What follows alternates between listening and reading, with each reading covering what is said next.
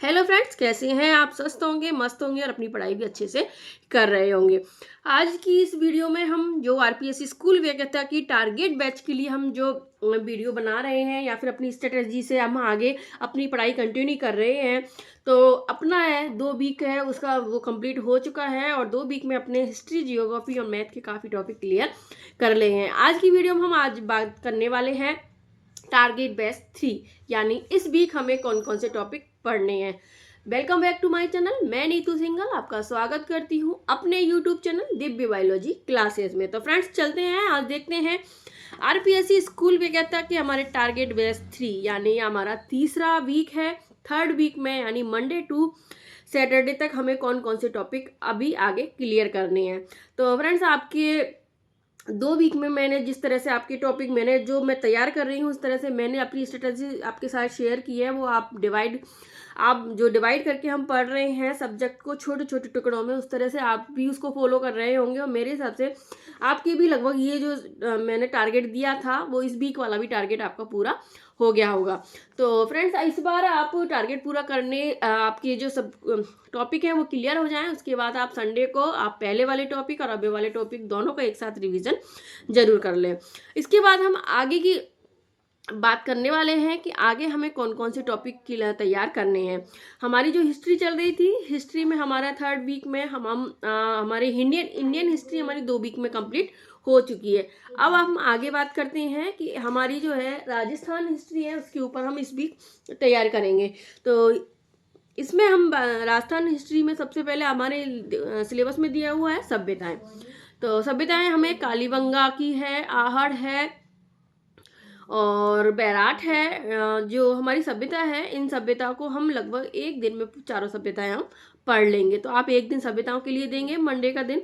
इसके बाद है 8वीं और 18वीं शताब्दी का राजस्थान का इतिहास, जिसमें है हमें दिया हुए हैं जैसे राणा सांगा है, रायसेन है, महाराणा प्रताप है, चंद्रसेन है, रणथंभौर और मुगलों का संपर्क है, जालौर के मुगलों के साथ संपर्क है, शासक के साथ जो संबंध है वो सब इसमें दिया हुआ है। तो आप इसको पूरे टॉपिक को क्लियर करेंगे तो आपको लगभग 3 से 4 दिन लग जाएंगे। तो आप 3 से 4 दिन में इस पूरे टॉपिक को आप क्लियर कर लें।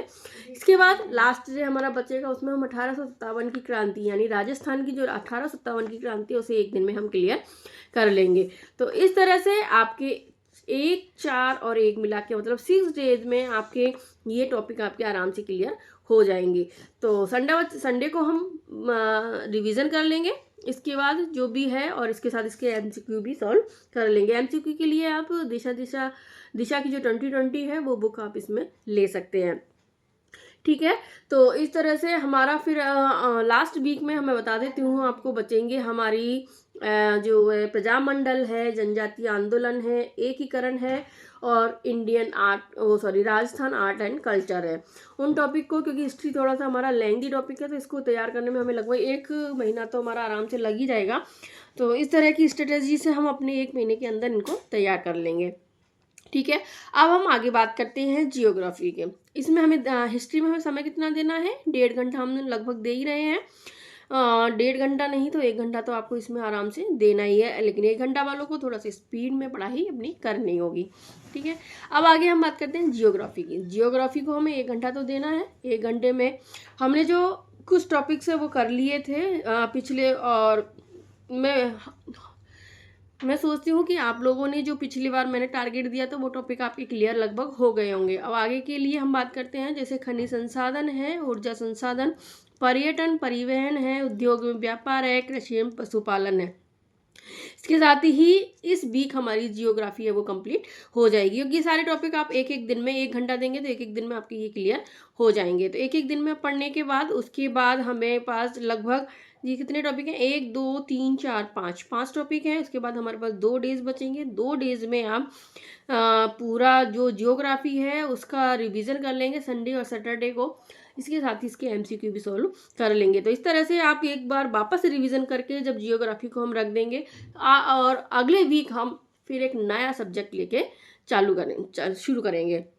ठीक है, इसके साथ ही हमारी ये जियोग्राफी है वो कंप्लीट हो जाएगी।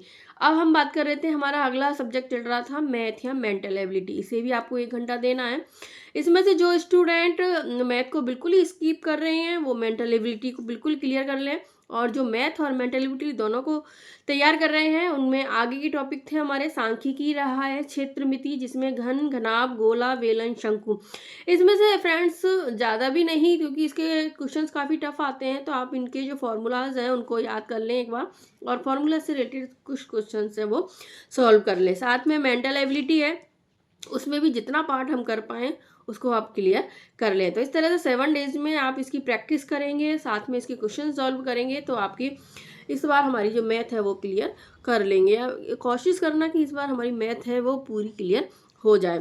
साथ में करंट अफेयर्स है, करंट अफेयर्स के लिए हमें डेली आधा घंटा देना है, जो हम दे ही रहे हैं। तो आप 5 दिन इसको कंटिन्यू 4 या 5 पेज इसके पढ़िए, साथ में 2 दिन लास्ट के में जो भी सब पढ़ा है उसको एक बार से रिवाइज कर लीजिए। तो इस तरह की स्ट्रेटजी हम अपनाएंगे, जो अपना रहे हैं, जो हम पढ़ रहे हैं, हमारा जो टारगेट बैच चल रहा है, इस तरह से हमारे आधे सब्जेक्ट है वो क्लियर होते चले जाएंगे। ये हमारी हो जाएगी लगभग हमारे 20 दिन की लगभग हमारा टाइम है वो निकल के आया है। 20 दिन की टॉपिक हमारे क्लियर हो चुके हैं। अब इसके बाद हम अगले वीक है वो हिस्ट्री हमारी कंटिन्यू रहेगी। उसके बाद जियोग्राफी के बाद में से आप या तो इंडियन पॉलिटिकल ले लेंगे, आप हमें कमेंट्स बताइए, और या फिर अपन साइंस ले लेंगे। तो इनमें से कोई भी जो छोटे आगे तो साइंस है, चाहे हिंदी है, इंग्लिश है, हमारे छोटे छोटे टॉपिक हैं, तो उनको भी हमें क्लियर करने में ज़्यादा परेशानी नहीं आएगी। एक पॉलिटिकल है जिसको थोड़ा सा टाइम लगेगा।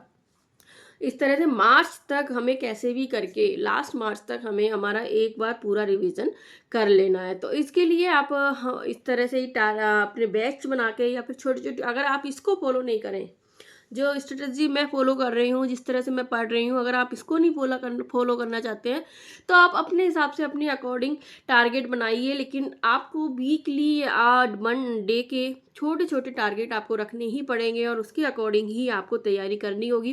क्योंकि अगर आप एक साथ एक ही सब्जेक्ट को पढ़ते जाएंगे तो आप उसमें बोर भी हो जाएंगे और आपका क्लियर भी नहीं हो पाएगा। तो छोटे छोटे टारगेट बना के सब्जेक्ट को छोटे छोटे भागों में डिवाइड करके आप अपनी तैयारी करें, और इस तरह से आप अपना रिवीजन भी वापस से कर पाएंगे, और हमारा जो सब्जेक्ट है वो भी क्लियर होता चला जाएगा। क्योंकि जैसे जैसे हमारा रिवीजन कंप्लीट होता है, सब्जेक्ट हमारा क्लियर होता है, हमारे अंदर कॉन्फिडेंस है वो बढ़ता जाता है, और कॉन्फिडेंस बढ़ता है तो हम अपने आप से मोटिवेट होते हैं। मोटिवेट होने के साथ ही हमें लगता है कि हाँ, हम कर सकते हैं। तो अपने मन में ये विश्वास हमें रखना ही है कि हाँ, इस बार हमें आरएएस यानी व्याख्याता बन के रहना है, हमें एक गजेटेड ऑफिसर की पोस्ट मिलने वाली है। तो इसके लिए हमें जितनी जान लगानी है वो लगा देंगे, जितनी मेहनत करनी है वो करेंगे, लेकिन हमें इस बार सक्सेस लेके रहनी है। तो फ्रेंड्स, इस तरह अगर आपको मेरी ये जो टारगेट बैच वाली जो स्ट्रेटजी है वो पसंद आ रही है, तो प्लीज़ इस वीडियो को लाइक कर दीजिए, चैनल को सब्सक्राइब कर लीजिए, और वीडियो को अधिक से अधिक शेयर कर दीजिए, ताकि और भी जो स्टूडेंट फर्स्ट ग्रेड की तैयारी कर रहे हैं उनको इसकी लाभ मिल सके। Thank you. बने रहिए, मिलते हैं अगली वीडियो में।